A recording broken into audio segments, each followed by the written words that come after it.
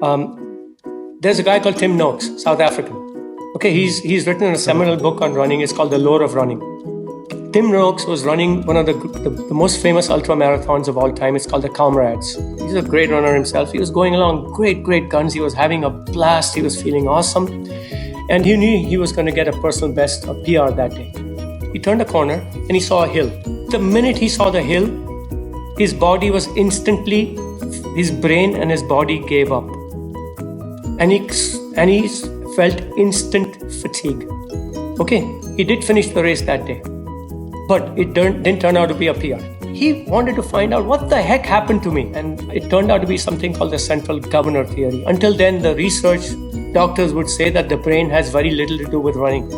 Okay, they realized that the brain is the central governor. The brain is responsible for maintaining homeostasis, keeping you alive.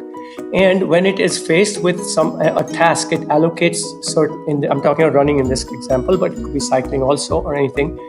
Running, for example, it allocates muscle motor units, certain amount in its estimation based on all the previous runs you've done in your life.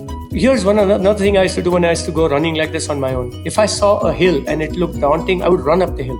Because my philosophy was, if that hill is scaring me right now, that fear is not the hill. The fear is that I'm not good enough.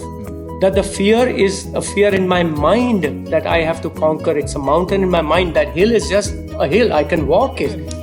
Again, gold there, right?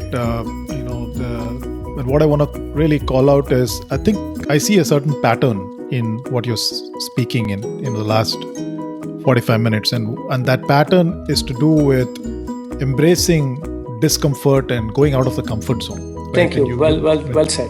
Right, and you mentioned that regarding your training. You mentioned that regarding your coaching, journey, and you also, seem to allude that to your own running, because you're right. The first impression looking at a hill is discomfort, and the whatever the parasympathetic, sympathetic yes. nervous systems are working to make you just survive, so you preserve energy.